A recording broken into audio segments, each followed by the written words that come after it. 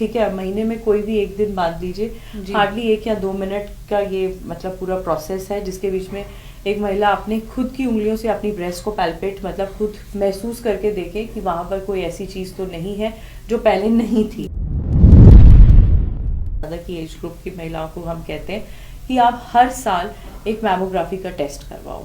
Mammography का test इसलिए नहीं हम करवा रहे कि ज़रूरी है कि आपको लेबल करना है कि हमने कि आपको कैंसर ही है, बट हम आपको एक अर्ली डिटेक्शन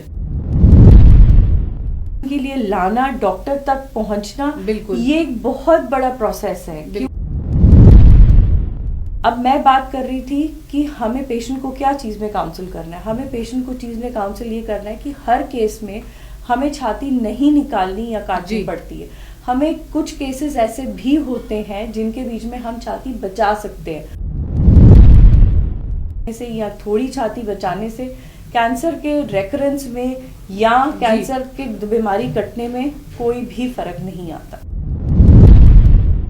का एहतियात बरतनी पड़ती है। क्यों? क्योंकि कीमोथेरेपी की वजह से हमारी बॉडी के बीच में जो हमारे फाइटिंग सेल्स होते हैं, वाइट सेल्स, वो थोड़े से कई बार थोड़े से लो हो जाते हैं। आपने ठीक बोला कि इम्यूनिटी जो होती है वो लो हो जाती है।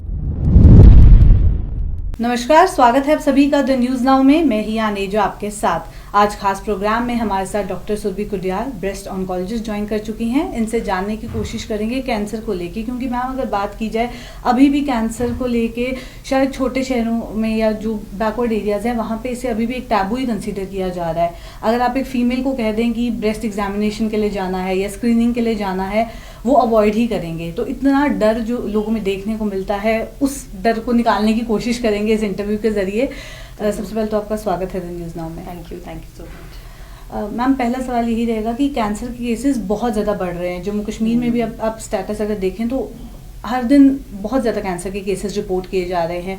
तो क्या पॉसिबल रीज़न हो सकता है कि कैंसर के केसेस इतने ज़्यादा लगातार बढ़ते जा रहे हैं?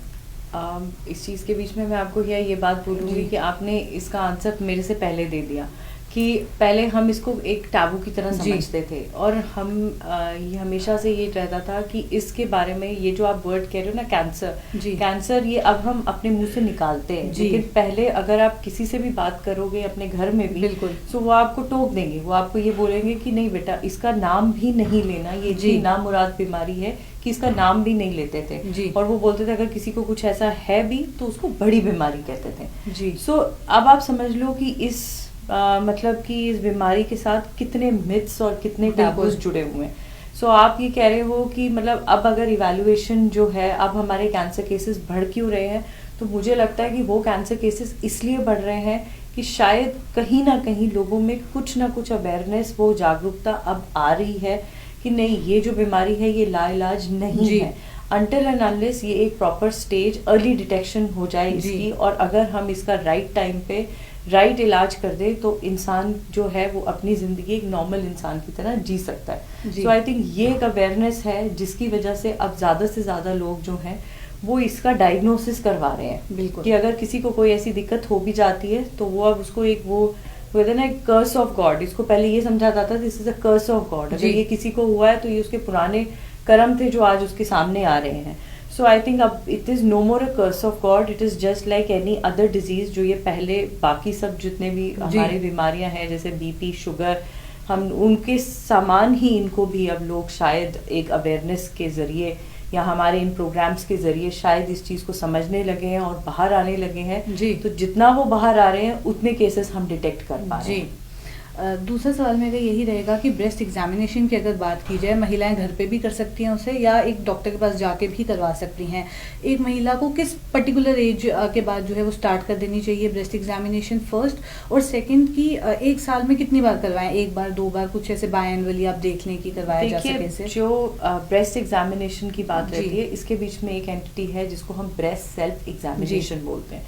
ब्रेस्ट सेल्फ एग्जामिनेशन जो है, मैं उसके बीच में जो हमारी किताबें हैं वो तो एक एज ग्रुप ज़रूर बोलती हैं, लेकिन with my practice and experience तो मैं एक ही बात बोलूँगी कि जितनी जल्दी हो सके उसको इनिशिएट कर दीजिए। ये नहीं मैं बोलूँगी एक 9 साल की बच्ची में कर दीजिए या उसके बीच में कर दीजिए, बट यूँ 18 साल 20 साल की उम्र के बाद आपको ये चीज़, या फिर आफ्टर योर मैरिज एक औरत को अपनी ब्रेस्ट को खुद हाथ लगा के देखना है। देखिए, अगर कल को मैं यहाँ बैठी हूँ या मुझे कोई चीज पिंच कर रही है, वो मुझे पिंच कर रही है, बिल्कुल, और अगर उसकी जो दर्द है वो मुझे होगी, तो इसका मतलब यही है कि कल को अगर हम अपनी बॉडी को खुद फील करें, अपने हाथों से फील करें, अगर हमें उसके बीच में कोई भी चीज जो पहले नहीं थी वो अब ऐसे लगता है कि कुछ और है, कि गिल्टी या गांठ, उसकी शक्ल में अगर हमें कोई भी ऐसी चीज जो है खुद छूने से पता चल जाती है, सो आई थिंक वो औरत को हर महीने, every month, one female should undergo a breast self examination her self. वो उसको खुद करना है, ठीक है। महीने में कोई भी एक दिन मान लीजिए,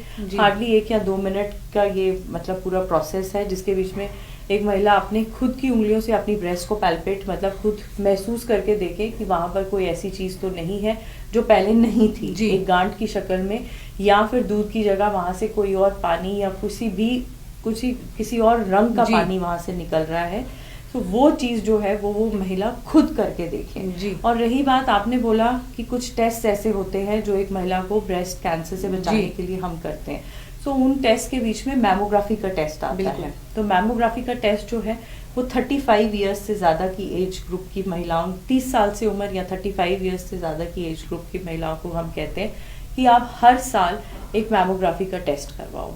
मैमोग्राफी का टेस्ट इसलिए नहीं हम करवा रहे कि जरूरी है कि आपको लेबल करना है कि आपको कैंसर ही है, बट हम आपको एक अर्ली डिटेक्शन, देखिए कल को अगर आप बोलो कि मैम ये बीमारी किसको हो सकती है, तो मैं ये चीज जरूर बोलूंगी कि हाँ ये जेनेटिक जरूर है, बट ये एक एक्सीडेंट है जो किसी के साथ भी हो सकता है, ये मेरे साथ भी हो सकता है, किसी के साथ भी हो सकता है। सो इन चीजों के मद्देनजर हमें उस चीज के लिए एहतियातन तौर पर हमें ये टेस्ट करवाने चाहिए। जी, अगर एक महिला ब्रेस्ट कंसल्टेशन के लिए जा रही है तो उसे क्या फैक्टर्स ध्यान में रखने हैं, वो डॉक्टर से क्या कुछ एक्सपेक्ट करे, किस तरीके के कपड़े पहन के जाए ताकि एग्जामिनेशन आसानी से हो सके, उन्हें कोई प्रॉब्लम ना आए, तो बेसिकली कैसे अपने आप को प्रिपेयर करके जाएं वो? देखिए, मैं कोई एक्स्ट्रा उनको कपड़ों के लिए या किसी चीज के लिए नहीं बोलूंगी, बट मैं उनसे ये रिक्वेस्ट करूंगी कि वो एग्जामिनेशन के लिए आए। क्योंकि सबसे पहली चीज तो ये है कि उनको एग्जामिनेशन के लिए लाना, डॉक्टर तक पहुंचना, ये एक बहुत बड़ा प्रोसेस है। क्योंकि वो जो प्रोसेस है वो बहुत कड़ियों से गुजर के जाता है। वो महिला पहले अपने एक सेल्फ मेडिकेशन कर चुकी होती है, और उसके बाद वो अपने हस्बैंड की भी मेडिकेशन शायद कर चुकी होती है। अगर वो चीज जो है वो इस प्रोसेस को भी 1 महीना लग जाता है। बिल्कुल। तो वो उस 1 महीने के बाद जब उसको लगता है कि अब ये बात जो है ये मेरे हक में नहीं है, फिर वो जाती है डॉक्टर के पास। सो मैं ये रिक्वेस्ट करूंगी कि आप डॉक्टर के पास प्रिलिमिनरी स्टेजेस, जैसे ही अगर आपको लगे कि मुझे कोई ऐसी दिक्कत हो रही है, तो उसी समय ही डॉक्टर के पास जाइए। इन सब बीमारियों को या इन सब चीजों को नजरअंदाज नहीं करना है, और ना ही इनके ऊपर कोई सेल्फ मेडिकेशन करनी है।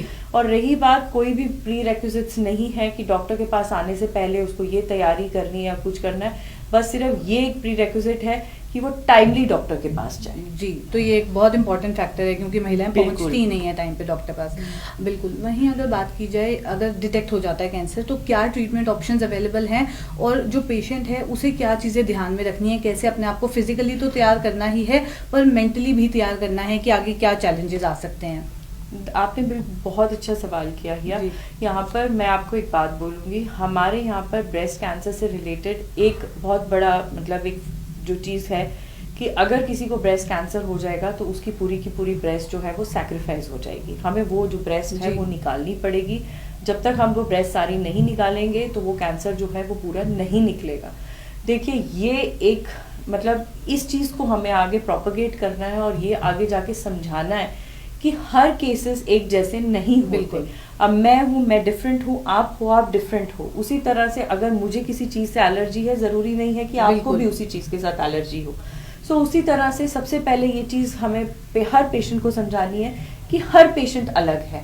क्योंकि जब भी कोई पेशेंट हमारे पास आता है वो हमेशा कहता है, डॉक्टर साहब उसको ऐसे हुआ था तो उसको ये हुआ, उसके साथ ऐसे हुआ तो वो बेचारी रही नहीं, या उसको दवाई लगी नहीं। मतलब they have all the more reasons कि वो आपको डॉक्टर को कन्विंस करें कि डॉक्टर साहब मेरे साथ ऐसे नहीं होना, क्योंकि उसके साथ ऐसे हुआ था तो ऐसे नहीं करना, नहीं तो उसके साथ ऐसे हुआ था। Whereas I always tell the patients कि आपकी बॉडी आपकी है और आप जो हो वो आप सबसे अलग हो जी। और आपकी जो बीमारी है वो भी अलग है, उसकी फितरत अलग है। सबसे पहली चीज जो हमें जानना होता है कि अगर हमारे पास कोई पेशेंट ऐसा आया है, उसकी जो बीमारी है वो सच में कैंसर ही है या नहीं है जी। उसके बाद हमें ये पता करना होता है कि वो जो कैंसर है वो किस शक्ल का है।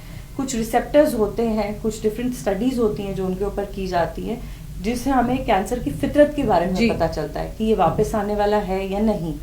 और दूसरा, हमें उसके ऊपर कौन सी दवाइयाँ जो है आगे कीमो की या आप कोई भी दवाइयाँ बोलिए वो लगानी है। और कुछ पैरामीटर्स होते हैं, जैसे कि जो गांठ है वो इतने सेंटीमीटर्स की होगी तो हम उसको पहले ही ऑपरेट करेंगे, या फिर कुछ गांठें होती हैं जो ज़्यादा बड़ी होती हैं। और कई बार क्या होता है कि ये गांठ छाती में होने के साथ साथ हमारी जो आर्मपिट होती है उधर भी ये गांठें होती हैं। तो अगर कभी भी ऐसा किसी भी औरत में हो तो उसको हम पहले कीमोथेरेपी देते हैं, गांठें कम करते हैं और फिर उसके बाद हम उनकी सर्जरी करते हैं। और कई जो फीमेल्स होती हैं जिनकी गांठें बहुत छोटी होती हैं उनके बीच में हम सर्जरी पहले करते हैं और फिर उसके बाद जो भी आगे लाइन ऑफ ट्रीटमेंट होता है वो हम आगे उनको देते हैं। अब मैं बात कर रही थी कि हमें पेशेंट को क्या चीज़ में काउंसिल करना है। हमें पेशेंट को चीज़ में काउंसिल ये करना है कि हर केस में हमें छाती नहीं निकालनी या काटनी पड़ती है। हमें कुछ केसेस ऐसे भी होते हैं जिनके बीच में हम छाती बचा सकते हैं और उस बचाने के साथ साथ हम उस कैंसर को काट सकते हैं। सो ये चीज जो है, क्योंकि साइकोलॉजिकली पेशेंट की फेमिनिज्म पे ये बात आती है कि मेरी पूरी की पूरी एक छाती जो है वो निकाल दी जाएगी, जिसको हम मैस्टेक्टमी बोलते हैं। लेकिन आज की डेट में ऐसा जो है वो सबके साथ नहीं है। ब्रेस्ट कंजर्वेशन एक नई चीज जो अब इवॉल्व होती जा रही है और जो हम सब प्रैक्टिस करते हैं। सो वो चीज जो है वो एक वो कहते हैं ना, एक ray of hope for every female. वो हमेशा ये चाहेगी कि डॉक्टर साहब मेरी छाती बचा दीजिए और कैंसर जो है वो कट जाए। तो ये एक और मतलब एक मिथ बस्टर रहेगा कि पूरी छाती सैक्रिफाइस करने से या थोड़ी छाती बचाने से कैंसर के रेकरेंस में या कैंसर के बीमारी कटने में कोई भी फर्क नहीं आता। जी, इसके बाद मेरा सवाल रहेगा कि अगर किसी को भी कैंसर होता है तो उसकी इम्यूनिटी पे, इम्यून सिस्टम पे कितना ज़्यादा एडवर्स इफेक्ट हो सकता है। नो डाउट वो पेशेंट टू पेशेंट डिपेंड करेगा कि वो कैसे रिकवर कर रहे हैं, बट ओवरऑल अगर देखा जाए तो किस तरीके से वो बाद में अपना ध्यान रखें, कितना एडवर्स इम्पैक्ट हो सकता है।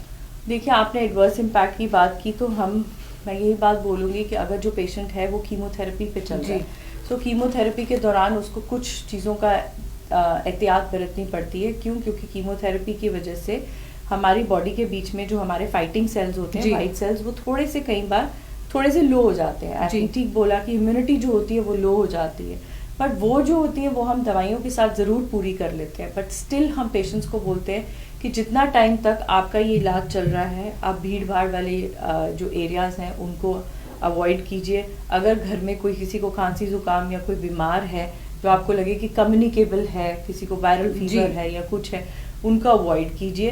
सो ये कुछ ऐसी, देखिए ये आप समझ लीजिए जैसे हम एक बच्चे को बोलते हैं ना कि बच्चे इसको खांसी है, इसके साथ में नहीं जाना। सो वो चीज़, मतलब आप ये चीज़ बोलोगे अगर हम उसको कोई किसी एक कमरे में बंद करके रखना चाहते हैं, उसके बर्तन अलग करके रखना चाहते हैं या कुछ, ऐसा नहीं है। वो एक नॉर्मल इंसान है, उसका कैंसर उससे आगे किसी और में नहीं चला जाएगा, उसके बर्तन शेयर करने से वो कैंसर किसी को नहीं चला जाएगा। सो ये चीज़ जो है, मतलब इस चीज़ को हमें ख़त्म करना है। उसका खाना वही रहेगा जो नॉर्मल बाकी सारे फैमिली मेम्बर्स खा रहे हैं। ये नहीं है कि उसके लिए खाना अलग बनेगा तो जो फैमिली मेम्बर्स खा रहे हैं वो अलग रहेगा, नहीं। ही और she should be treated as anybody as normal. जी, मेरा आखिरी सवाल आपसे रहेगा प्रेगनेंसी इश्यूज़ को लेके। अगर कोई ब्रेस्ट कैंसर सर्वाइवर है तो आगे उन्हें डेफिनेटली कुछ प्रेगनेंसी इश्यूज़ जो हैं वो आ सकते हैं, तो उसको लेके कैसे आप काउंसिल करते हैं एक सर्वाइवर को? देखिए, प्रेगनेंसी इश्यूज़ जो है ये मैं एक बात बोलूँगी कि यहाँ पे आके ना कई बार एक डॉक्टर भी हार जाता है। जी, वो इसलिए क्योंकि कुछ कैंसर्स जो होते हैं उनकी फितरत अलग होती है, कुछ कैंसर्स होते हैं जिनकी फितरत अलग होती है। बट यही बात है कि हर चीज़ का एक वाया मीडिया और एक रास्ता ज़रूर है। सो इसका रास्ता ये है कि अब अगर कोई भी फीमेल, जिसको हम रिसेप्टर पॉजिटिव बोलते हैं, अगर वो फीमेल कहती है कि मैंने आगे जाके बच्चा करना है या कुछ करना है, तो क्या होता है कि कीमोथेरेपी की वजह से उसकी जो एक कंसेप्शन की पावर होती है वो कम हो जाती है। जी, सो हम उनको ये एडवोकेट करते हैं कि आप अपने जो एग्स हैं उनको प्रिजर्व करवा दीजिए। जी, आजकल आपको पता है जिसको क्रायो प्रिजर्वेशन बोलते हैं, तो वो चीज़ जो है हम अपने गायनोकोलॉजिस्ट की हेल्प लेते हैं। और इनफर्टिलिटी एक्सपर्ट्स की हेल्प लेते हैं इसके बीच में, जो इनके जो एग्स होते हैं उनको फ्रीज करके रख देते हैं, सो दैट कि वंस जब उनका ट्रीटमेंट ख़त्म हो जाए तो उसके बाद अगर वो इस चीज़ को कंसीव करना चाहें तो वो उस समय मतलब किसी भी मोडालिटी के थ्रू वो कर सकती है। बट अगर वो रिसेप्टर पॉजिटिव है तो उसके बीच में रिलैप्स के चांसेस बढ़ जाते हैं। सो वहाँ पर हम कई बार पेशेंट को काउंसल नहीं कर पाते हैं फर्दर प्रेगनेंसी के लिए, अगर उसने अपनी फैमिली कंप्लीट ना की हो। बट अगर कभी कोई ट्रिपल नेगेटिव आती है या कोई वैसी फीमेल होती है, तो जब वो अपनी कीमोथेरेपी जो होती है वो कंप्लीट कर लेती है, तो उसके बाद उसके लिए कंसेप्शन के जो चांसेस होते हैं वो थोड़े बेटर हो जाते हैं दैन कि जो हार्मोन पॉजिटिव होती है। जी, चलिए इसी के साथ इस सेशन को एंड करते हैं। जाते जाते हमारे व्यूअर्स के लिए कोई मैसेज? मैं आप सबसे यही रिक्वेस्ट करूंगी कि अगर कभी भी किसी को ऐसी कोई भी छोटी से छोटी गांठ अपने शरीर में नज़र आए, सो प्लीज़ उसको नज़रअंदाज मत कीजिए। क्यों? क्योंकि हर गांठ कैंसर की गांठ नहीं होती है until and unless it is proved otherwise. और जितनी जल्दी हो सके इन चीज़ों को आप प्रूव करवाइए कि ये कैंसर नहीं है, सो दैट कि हम एक बड़ी बीमारी को या तो आगे बढ़ने से या फिर किसी बीमारी का एक स्ट्रेस लेने से अपने आप को रोक सके। थैंक यू, बहुत बहुत शुक्रिया हमारे साथ ज्वाइन करने के लिए। तो ये थी डॉक्टर सुरभि हमारे साथ। ऐसी और कॉन्वर्जेशंस लेके फिर मुलाकात करूंगी। अभी के लिए दीजिए इजाज़त, नमस्कार।